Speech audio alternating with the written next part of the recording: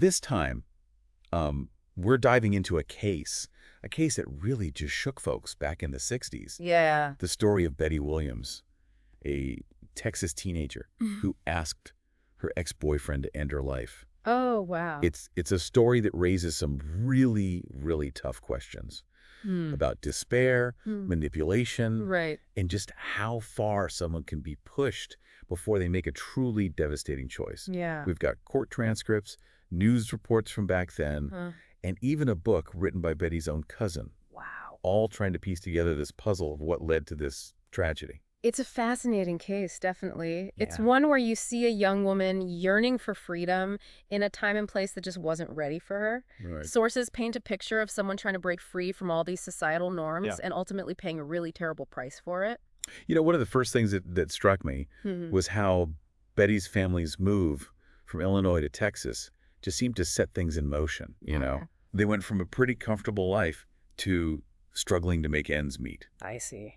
Her father, John, became increasingly strict and religious, you know. Yeah. You can almost feel the pressure building on Betty, Right. this sense of not belonging in this conservative world of Odessa. Uh-huh. It's interesting you see that move having a ripple effect on the whole family, Oh, yeah. especially John. Especially John, I agree. He went from being this skilled carpenter with a steady income Right. to blaming his kids for their financial woes, claiming they brought God's wrath upon them. Oh, wow.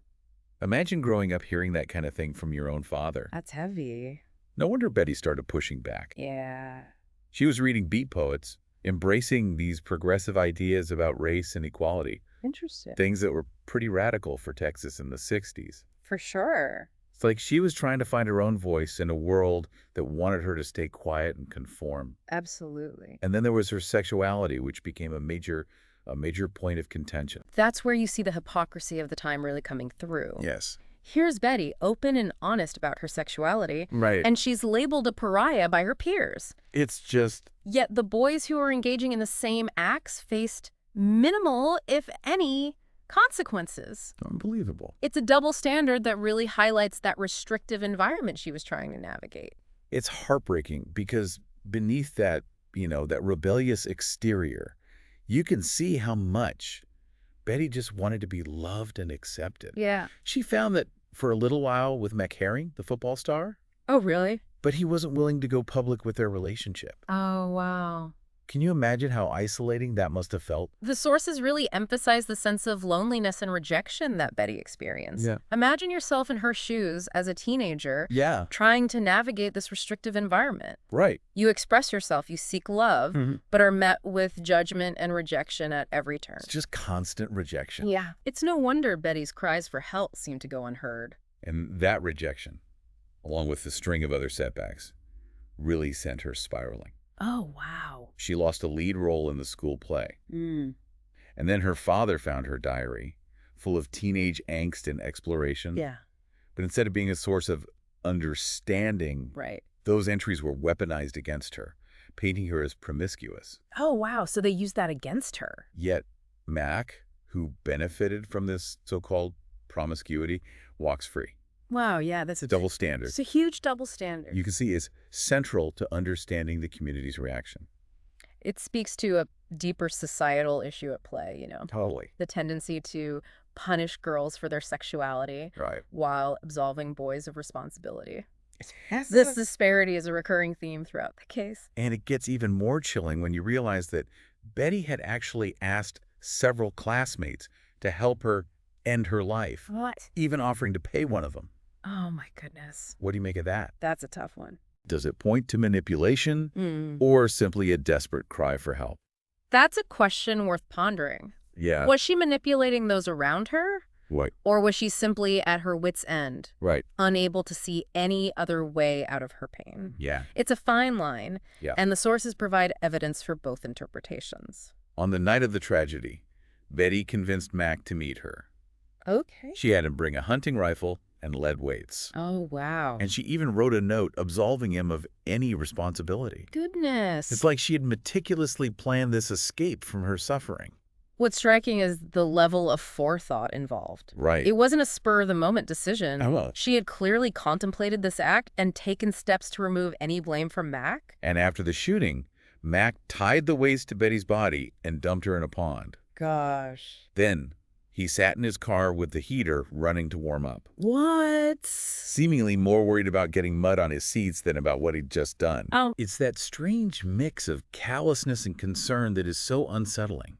That detail really jumps out at you. Yeah. It speaks volumes about his emotional state in that moment. Right. Was he in shock? Did Yeah. he truly believe he was fulfilling Betty's wish? Right? Or was there something more sinister at play? Yeah. These are questions that haunt this case. And the aftermath is almost as unbelievable as the event itself. Really? Instead of questioning Mac's role, Mm. the community rallied around him, Wow. portraying him as a good boy who fell prey to Betty's manipulative ways. It's a classic case of victim blaming. Yeah. Even after death. Even after death. Betty's personality and struggles were used against her, Yeah. painting her as so unstable and desperate that Yeah. Mac had no choice but to comply with her wishes. It's just unbelievable. That's incredible. The trials that followed, they really centered on Mac's state of mind at the time of the killing. Right. Expert testimony, character witnesses, and even Betty's own note. We're all used to argue that she had, in essence, driven him to do it. Wow. This strategy of shifting the blame onto the victim, even in death, Right. it's a disturbing pattern that emerges from the sources. And it worked, Yeah. at least initially. Right. The first trial ended with Mac being found not guilty by reason of temporary insanity. It's hard to wrap your head around that, No. knowing what we know about Betty's struggles Right. and Mac's actions after the fact. Temporary insanity is a complex legal defense. Yeah.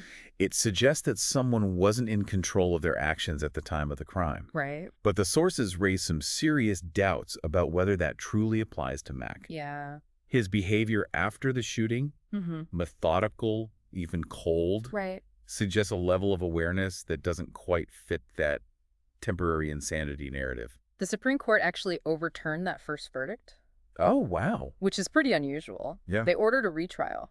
Okay. But even then, Hmm. Mac was found not guilty. Oh, it's almost like the community just couldn't accept the idea that this good boy, this football star, could be capable of such a horrific act. It seems like there was a real reluctance to hold Mac accountable. Right. Perhaps there was a sense that Betty, with her unconventional ways and open talk of suicide, Right. had somehow brought this upon herself. That brings us back to the diary. Mm. Her father, finding those very personal entries, filled with her thoughts and experiences, Yeah. became a real turning point in the case. Right.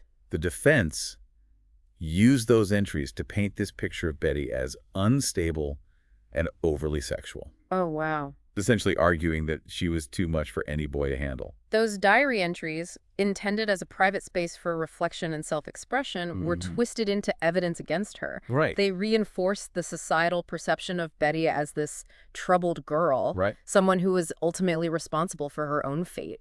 It's hard not to feel angry on Betty's behalf, you know? Oh, She was a young woman trying to find herself in a world that wasn't ready to accept her. yeah. And in the end, she was punished for her honesty and her vulnerability. Her story serves as a cautionary tale about the power of societal norms and expectations, Yeah. especially in a time and place as conservative as 1960s Texas. Right. Betty dared to be different, Yeah. and the consequences were devastating. It makes you wonder if she had been a different kind of girl. Right. More conventional, less outspoken, Yeah. would things have turned out differently? It's impossible to say for sure, Right. but the sources certainly hint at the possibility that societal biases played a role in shaping the narrative Yeah. and ultimately the legal outcome of this case. Let's delve into those trials a bit deeper. Okay. The defense used a lot of different tactics to try and sway the jury. Uh-huh. Everything from character witnesses to expert testimony on Oh. temporary insanity. Yeah. And then there's Betty's note, Right. the one absolving Mac of responsibility. Yeah. It's like they created this whole image of him Right. as a victim of circumstance. That note, written by Betty in her final moments of despair, Right. became such a powerful tool for the defense.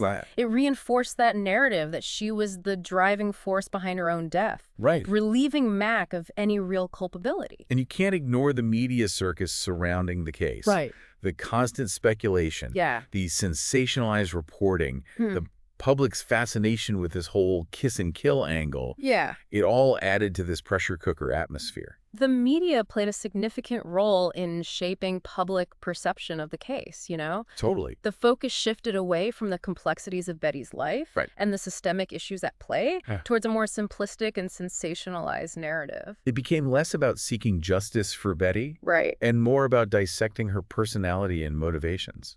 That's a common trap in cases involving mental health and suicide. Yeah. The focus often shifts to scrutinizing the victim's behavior, searching for an explanation that fits neatly into all these preconceived notions about mental illness. The fact that Mac's sanity was ultimately decided by a jury rather than a qualified psychiatrist is also pretty mind-boggling. That decision highlights the limitations of the legal system Yeah. when it comes to addressing complex psychological issues. Right. Can a group of lay people, even with the best intentions, Right. truly assess someone's mental state at the time of a crime, It's impossible. especially when there's conflicting testimony Yeah. and a lack of clear motive? It seems like the jury was put in an impossible position, Yeah. forced to make a decision based on incomplete information Right. and societal pressures, Yeah. rather than a thorough understanding of Mac's mental state. And that's where the real tragedy lies, isn't it? Yeah, The system failed Betty on so many levels. it did. First, by not recognizing her cries for help, Right. then by using her own words and struggles against her even after she was gone. It's a stark reminder of how societal biases and a lack of understanding about mental health can have such devastating consequences. Yeah. Betty's story, it challenges us to consider how we as individuals and as a society Right. respond to those who are struggling, those who don't fit the mold. You know, going through all these sources, Yeah. the court transcripts, the news reports, the book by her cousin, Right. it's hard not to feel this sense of anger and frustration. I agree. It feels like Betty never really stood a chance. What's especially troubling is how the narrative surrounding the case just shifted the focus away from Mac's actions Right. and onto Betty's personality. Yeah. Instead of exploring the pressures that might have led him to pull the trigger, Right. the conversation revolved around whether Betty had, in essence, manipulated him into doing it. It's like she was put on trial, even in death. And that brings up a broader question. Yeah. Would a young man struggling with the same feelings of despair and isolation as Betty have been treated with the same level of scrutiny and judgment? Right. Or would he have been offered more compassion and support? It's a question worth asking ourselves, isn't it? It is. Because this case isn't just about Betty and Mac. Right. It's about how we, as a society, view mental health, personal responsibility, and the very different expectations we place on young men and women. Betty's story serves as a powerful reminder that we need to be more attuned to the struggles of those around us, Yeah. especially young people Right. who might be feeling lost and alone. Absolutely. We need to create spaces where they can express themselves without fear of judgment, Yes. where their cries for help are met with compassion and understanding, Right. not dismissal or blame. This deep dive into the kiss and kill murder has been a difficult one, that's for sure. Yeah, it has. But it's also been an important one Absolutely. because it forces us to confront some uncomfortable truths about ourselves, about our history, and about the ways in which we can and must do better. Betty's death was a preventable tragedy, Yeah. It was fueled by misunderstanding, neglect, Right. and a justice system ill-equipped to address the nuances of mental illness. Absolutely. Her story challenges us to cultivate a society that values empathy, mental well-being, and personal responsibility. Yeah. A society where no one feels so alone and desperate that they see death as their only option. As we conclude this deep dive, we leave you with a final thought. Okay. How can we, each of us, contribute to creating that kind of world? Right. What steps can we take in our own lives and in our communities to ensure that tragedies like Betty's don't happen again? Good questions. These are questions worth pondering long after this conversation is over.